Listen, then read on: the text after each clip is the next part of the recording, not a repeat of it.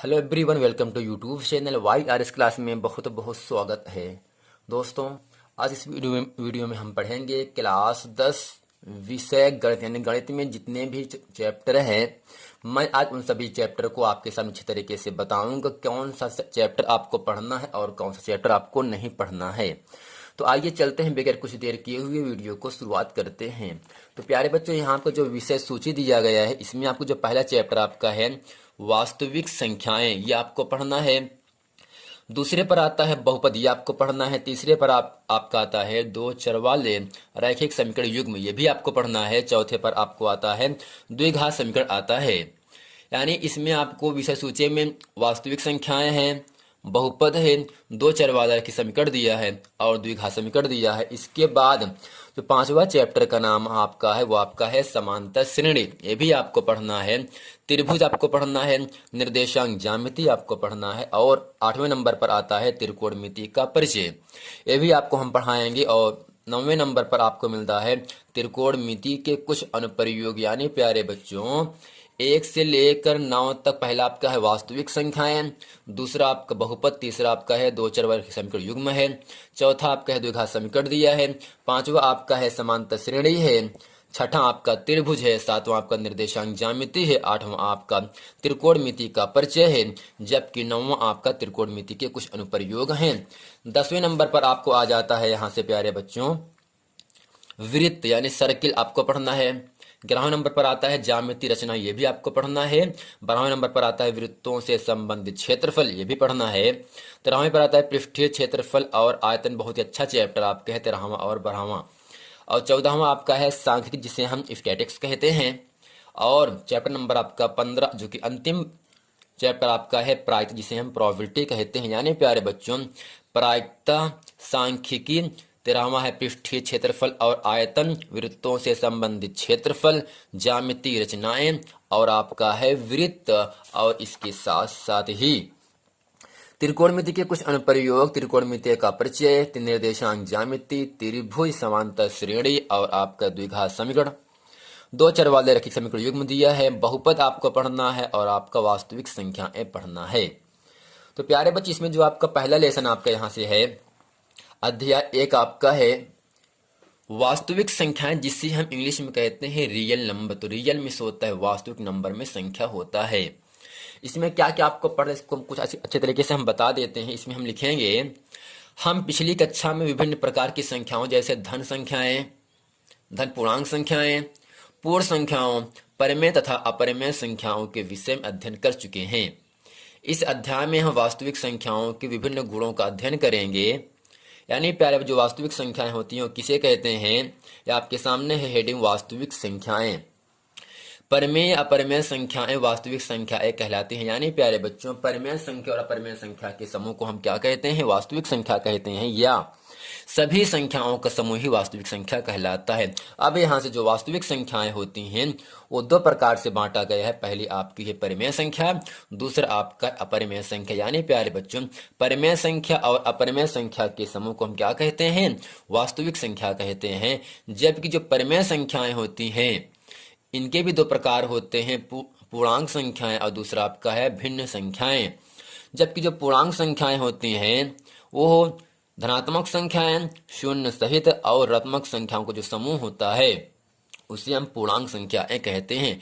यानी प्यारे बच्चे, इस वीडियो में हम अंक किसे कहते हैं, संख्या किसे कहते हैं, प्राकृतिक संख्या किसे कहते हैं, पूर्ण संख्या किसे कहते हैं, परिमेय अपरिमेय, पूर्णांक, भाज्य और अभाज्य, सम संख्या विषम संख्या, इन सब के बारे में आज इसे अच्छे तरीके से हम बताते हैं। चलते हैं प्यारे बच्चों, वीडियो को शुरुआत करते हैं। दोस्तों, पहला हेडिंग आपके सामने है अंक। यानी प्यारे बच्चों, गणित को पढ़ने के लिए आपको अंक जानना जरूरी है, संख्या जानना जरूरी है। प्राकृतिक संख्या, पूर्ण संख्या, परिमेय संख्या, परिमेय संख्या, पूर्णांक, भाज्य, भाज्य, सम, बहुत संख्याएं होती हैं जो कि आपको अच्छे तरीके से मालूम होना चाहिए। तो आइए चलते हैं, आपकी जो दिक्कत है उन सभी परेशानियों को हम आज इस वीडियो में दूर कर देते हैं। तो बच्चों, हेडिंग आपका पहला है अंक, जिसे इंग्लिश में कहते हैं डिजिट, यानी अंक किसे कहते हैं। इसमें लिखेंगे हम, किसी भी संख्या को प्रदर्शित करने के लिए हम 10 चिन्हों का प्रयोग करते हैं जिसे अंक कहते हैं। यानी प्यारे बच्चों, आप कोई भी संख्या लिखिए, वह संख्या इन 10 में से ही शामिल रहेगा। जैसे हम लिखना चाहें आपके सामने 15,825, इसमें 5 अंक आए हैं ना, ये जो 5 अंक आए हैं ना, इन 10 में से ही आए हैं। एक यहाँ, एक यहाँ, 5 यहाँ, 5 यहाँ, 8 यहाँ, 8 यहाँ, 2 यहाँ और 2 यहाँ पर, और 5 यहाँ, 5 यहाँ पर भी है। यानी प्यारे बच्चों, आप कोई भी संख्या लिखिए वह इन 10 चिन्हों में से ही लिया गया है। तो ये जो 10 चिन्ह हैं इसे हम क्या कहते हैं? अंक कहते हैं। यानी 0 से लेकर 9 तक के सभी अंक कहलाते हैं, जिसमें 0 को हम असार्थक अंक कहते हैं जबकि 9 को हम सार्थक अंक कहते हैं। जैसे हम लिखें 85,678, कुछ भी लिख दें, यहाँ पे 0 माना, 8 माना, 7 माना, कुछ भी मान लिया। तो प्यारे बच्चों, जो संख्या हम लिखे हैं ना, ये 10 चिन्हों में से ही लिया गया है। 8 ये है तो 8 आपका ये है, 5 यहाँ, 5 यहाँ, 7 यहाँ, 7 भी यहाँ है, 8 है, 0 है, 8 है, 7, यानी जितनी भी संख्या आप लिखते हैं वो इन 10 चिन्हों में से ही लिया जाता है। यानी किसी भी संख्या को प्रदर्शित करने के लिए हम 10 चिन्ह का नाम क्या है? 0, 1, 2, 3, 4, 5, 6, 7, 8, 9 का हम प्रयोग करते हैं, जिसे हम अंक कहते हैं। यानी प्यारे बच्चों, जो 0 है आपका, ये सबसे छोटा अंक है तो इसे हम कहते हैं असार्थक अंक, जो कि 9 सबसे बड़ा अंक, इसे हम कहते हैं सार्थक अंक। तो बच्चों, उम्मीद करते हैं अंक आप समझ गए हैं। कोई भी आप संख्या लिखिए तो वह 10 चिन्ह में से ही उपयोग किया जाता है। तो इन 10 चिन्हों को हम क्या कहते हैं? अंक कहते हैं। दूसरे नंबर पर आपको आता है संख्या। यदि आप अंक समझ गए हैं तो संख्या आप आसानी से आप समझ सकते हैं। तो यानी यहाँ पे लिखेंगे अंकों के समूह को संख्या कहते हैं। यानी जब अंक पास पास हो जाते हैं, जब अंकों के बीच में कॉमा नहीं लगा रहता है, तब उसे क्या कहते हैं? संख्या कहते हैं। तो संख्या को प्यारे बच्चों हम नंबर कहते हैं। जैसे 123 है ना, 1, 2 और 3 के बीच में कॉमा लगा है, नहीं लगा है ना, तो इसे क्या कहेंगे? संख्या। यानी इसमें कितने अंक हैं? 1, 2, 3 अंकों से एक संख्या बना है, उसका नाम है 123।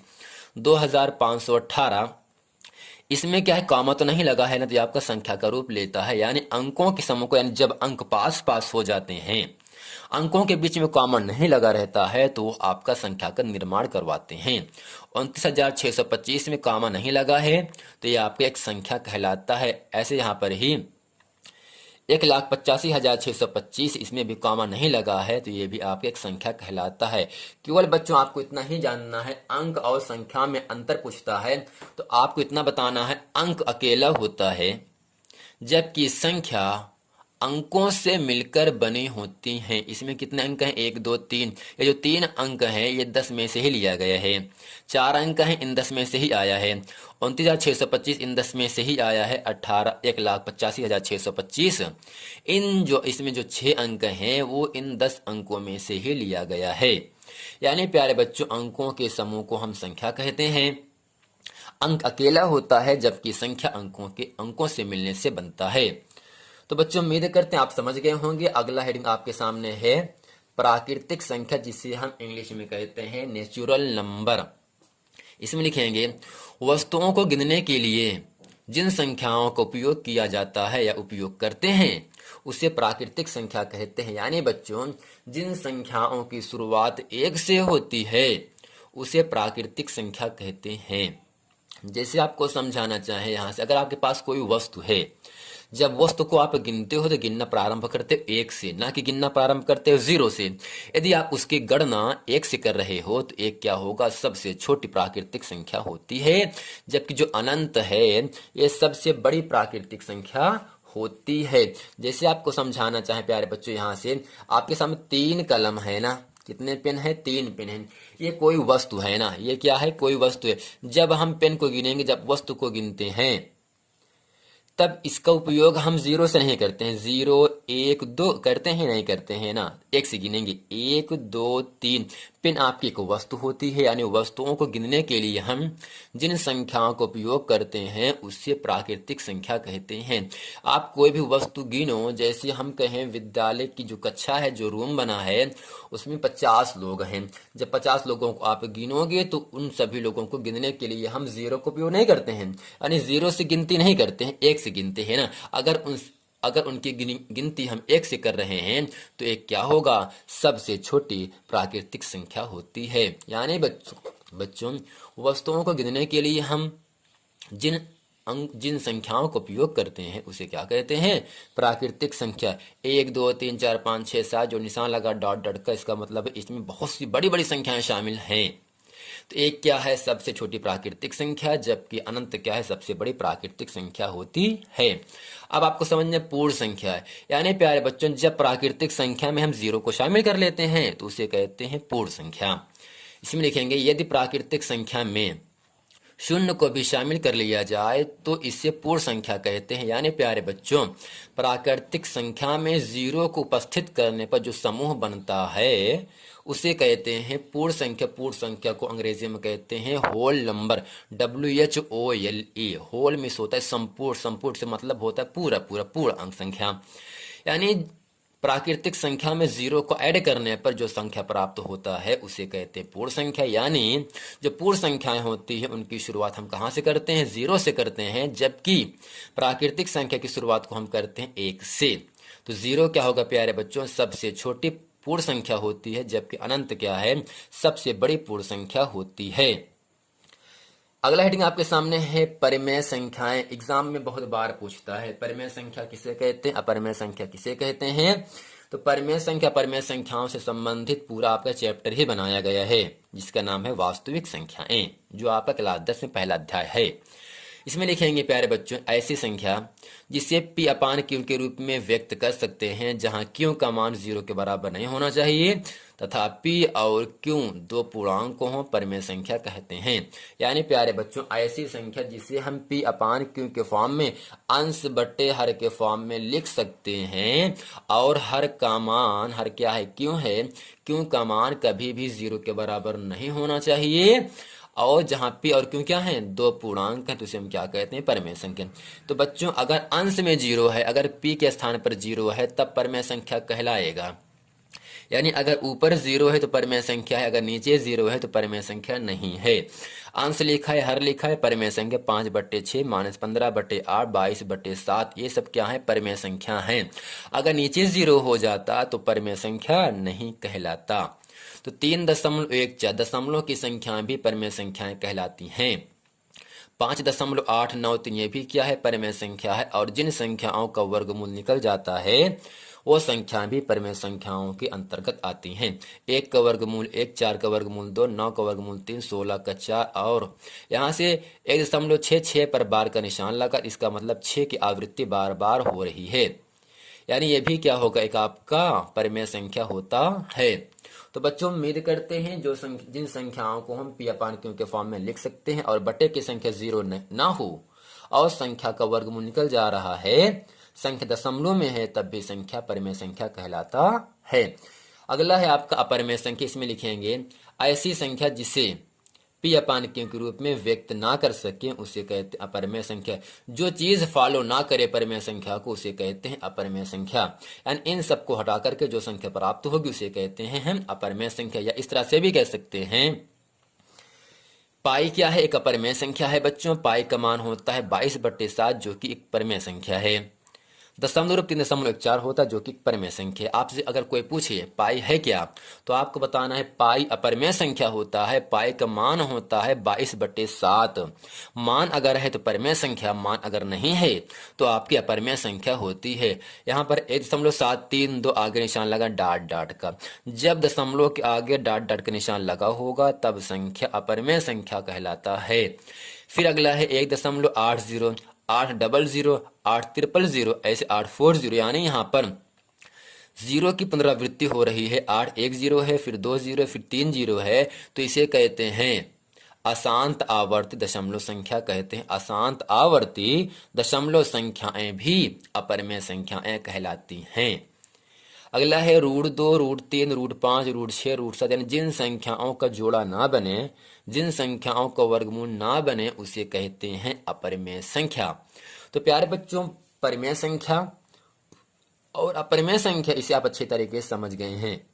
अगला हेडिंग आपका है वास्तविक संख्या, जो कि आपको पढ़ना है चैप्टर 1 में। तो इसमें लिखेंगे हम परिमेय संख्या और अपरिमेय संख्या के समूह को वास्तविक संख्या कहते हैं, या सभी संख्याओं का समूह ही वास्तविक संख्या कहलाता है। जैसे यानी बच्चों जब परिमेय संख्या में हम अपरिमेय संख्या को जोड़ देते हैं ना, तो उस पूरे समूह को हम क्या कहते हैं? वास्तविक संख्या कहते हैं। यानी वास्तविक संख्या पर फार्मूला होता है परिमेय संख्या प्लस अपरिमेय संख्या।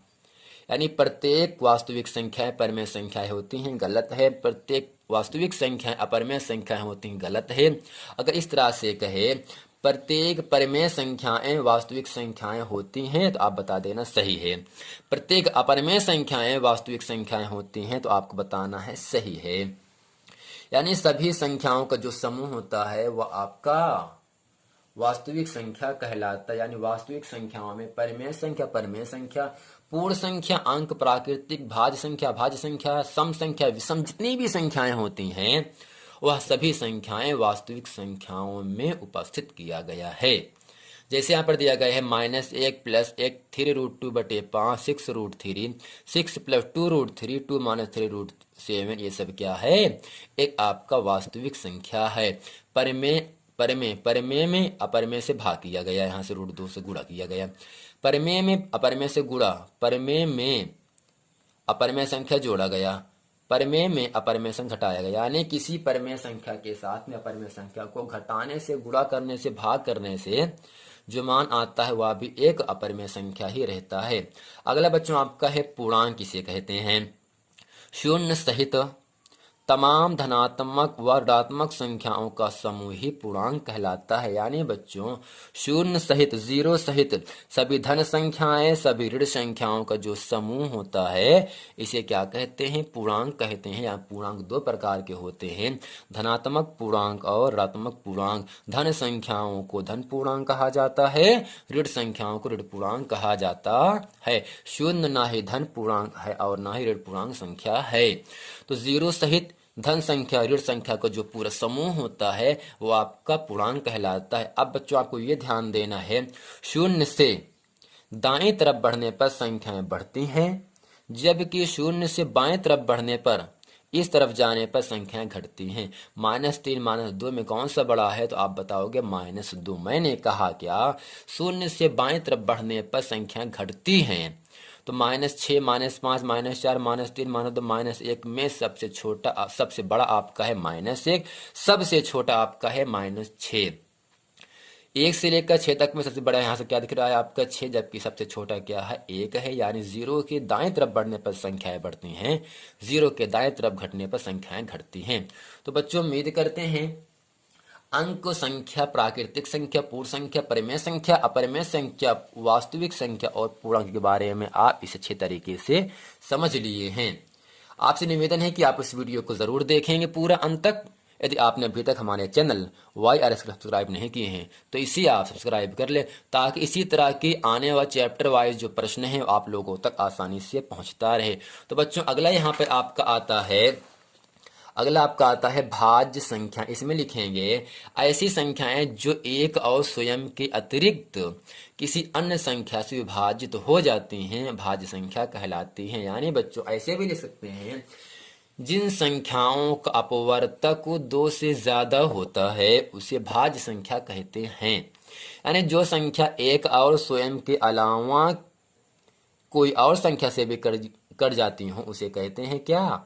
भाज्य संख्या कहते हैं। जैसे एक संख्या आपके सामने 4 है, 4 1 से कटेगा, अपने आप से कटेगा, इसके अलावा 2 से भी कटेगा, तो 4 क्या होगा? एक आपका भाज्य संख्या। 6 है, 1 से कटेगा, 6 से कटेगा, उसके साथ साथ 2 और 3 से भी कट जाएगा। 8 है, 1 से कटेगा, 8 से 2 4 से भी कट जाएगा 8। 9 है, 1 से 9 से उसके साथ साथ 3 से कटेगा। 10 1 से कटेगा, 10 से कटेगा, 2 और 5 से भी कट जाता है। यानी जिन संख्याओं का गुणनखंड 2 से ज्यादा होता है, 1 2 3 4 यहाँ, 4 यहाँ, 3 यहाँ, 4 यहाँ, यानी जिन संख्याओं का गुणनखंड 2 से ज्यादा होता है भाज्य संख्याएं कहलाती हैं। अगला आपका है अभाज्य संख्याएं। क्या है प्यारे बच्चों? अभाज्य संख्याएं हैं, यानी ऐसी संख्याएं जिनका गुणनखंड केवल 2 होता है। अगर 2 से ज्यादा होगा तो भाज्य कहलाएगा, अगर 2 से कम है या 2 है तो आपका उसे हम अभाज्य संख्या कहते हैं। यानी ऐसी संख्याएं जो एक और स्वयं के अतिरिक्त किसी अन्य संख्या से विभाजित ना हो का मतलब ना कटे, तो उसे अभाज्य संख्या कहते हैं। जैसे 3 आपका है ना, 3 जो केवल बच्चा 1 से कटेगा, अपने आप से कटेगा और किसी भी संख्या से नहीं कट रहा है ना, तो इसे क्या कहेंगे? अभाज्य संख्या। 5 है, 1 से अपने आप से कटेगा, 7 1 से अपने आप से कटेगा, 11 1 से अपने आप से कटेगा, 13 1 से और अपने आप से कटेगा, 17 1 से अपने आप से कटेगा।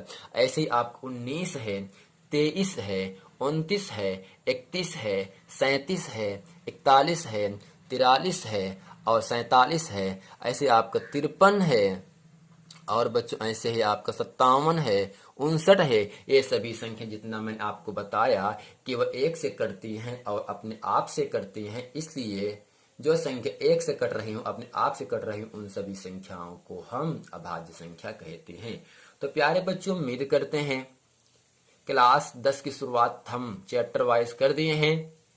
तो उम्मीद करते हैं इस वीडियो में हम जितना भी आपको अच्छे तरीके से बता दिए हैं वो सभी प्रश्न अच्छे तरीके से आप समझ गए होंगे।